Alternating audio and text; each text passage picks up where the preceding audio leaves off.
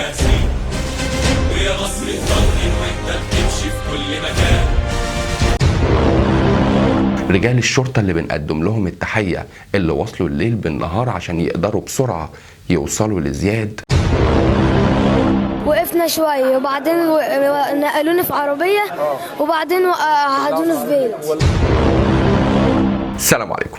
النهاردة طالعين مع حضراتكم في حلقة استثنائية عشان نشارككم فرحتنا، فرحة الشعب المصري برجوع الطفل المختطف زياد. هو الاسم المتداول او الاعلى تداولا على وسائل التواصل الاجتماعي على مدار اليومين اللي فاتوا.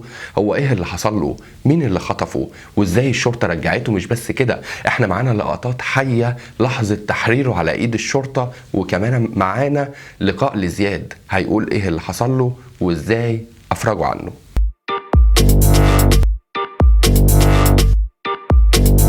القصة باختصار عشان اللي ما يعرفش حكاية زياد، الموضوع بيرجع ليومين فاتوا لما كان موجود مع والدته في محل على الطريق الدائري بالمنصورة. عربية وقفت، عربية ملاكي، نزلوا منها 3 ملثمين اخدوه بالعافية بالرغم ان والدته فضلت تدافع عنه، وده ظهرته كاميرات المراقبة زي ما حضراتكم شايفين.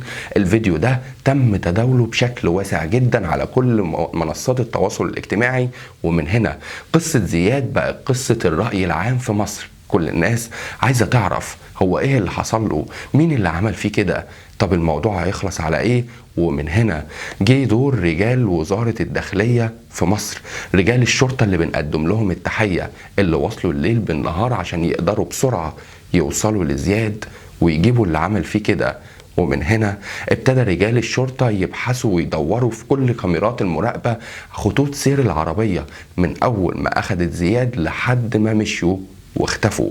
وفعلا رجال الشرطة قدروا يفرغوا 46 كاميرا مراقبة اللي من خلالهم عرفوا يحددوا نوع العربية وعرفوا يتوصلوا للجناء اللي فيه بعض شهود العيان قالوا اوصافهم لرجال الشرطة. مش بس كده، ده هنا كان في فريق بحث مشكل من 46 ضابط، نفس الكاميرات المراقبة هو يعني ممكن نقول كل ضابط كان ماسك كاميرا مراقبة عمال يفرغ فيها.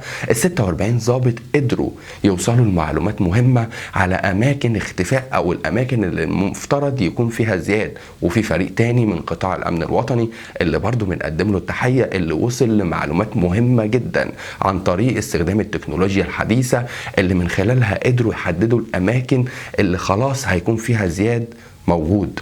ومن هنا رجال وزارة الداخلية شكلوا فريق أو مجموعة عمل كانت مهمتها اللي هي هتطوق المنطقة، هتحاصر المنطقة اللي فيها زياد عشان يدخلوا ويجيبوه ويطلع بكل سلام.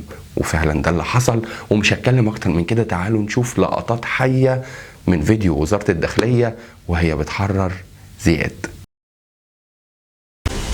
في عهد ما بيننا يا بلدي وكلنا متفقين، من أول يوم والآخر يوم واليوم الجديد، دايما جاهزين دايما جاهزين.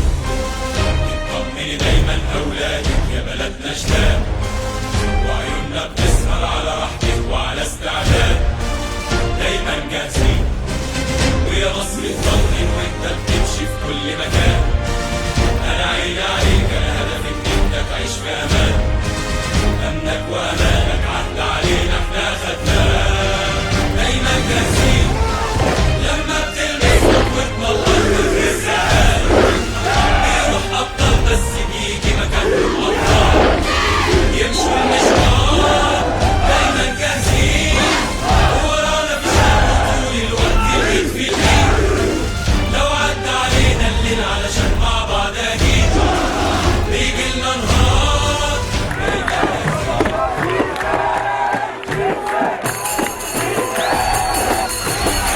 يمشوا المشوار دايما جاهزين، وورانا في شهر طول الوقت الإيد في الإيد، لو عدى علينا الليل علشان مع بعض أكيد بيجي لنا نهار، دايما جاهزين. زي ما حضراتكم شفتوا في الفيديو، زياد تم تحريره بكل حرفية ومهنية على ايد رجال الشرطة المصرية. ومن هنا بنقدم لهم التحية وبنقدم الشكر لكل ضابط وفرد في الشرطة عشان قدروا في فترة بسيطة زي دي يحرروا زياد بكل سلامة. عشان كده بنقول مصرنا الحمد لله بلد الأمن والأمان، مصرنا هتفضل فيها استقرار وأمن طول ما احنا معانا شرطتنا وجيشنا. عشان كده برضو أحب أشارك مع حضراتكم فيديو خاص أو فيديو تم تداوله برضو بشكل واسع لما زياد رجع قريته. أهل قريته استقبلوه ازاي وزياد قال ايه؟ تعالوا نشوف. لحظة وصول زياد واحتفال أهله وقرايبه والمواطنين برجوعه والسلامة. النهاردة حلقتنا كانت مختلفة واستثنائية عشان هو فعلا موضوع استثنائي ما بيحصلش كتير. حبينا نشارك فرحتنا ونعرف كل بلاد العالم قد ايه بلدنا أمن وأمان. شكرا لحضراتكم، كنت معاكم في حلقة من نوع خاص بالنسبة لي، فرحة كنت لازم أشارك حضراتكم فيها. لحد هنا خلصت حلقتنا، أتمنى اللي هي تعجب حضراتكم. لو عجبتكم ما تنسوش تدعمونا بلايك، واللي بيشوفني لأول مرة يشترك في القناة، والمشترك يفعل الجرس وبصوا بص على المصادر سايبها لكم تحت وعلى الحلقات اللي هتظهر على جنب الشاشة. واستنونا بكرة بإذن الله في حلقة جديدة ولغز جديد. كنت معكم يونس محمد، أشوفكم على خير. السلام عليكم.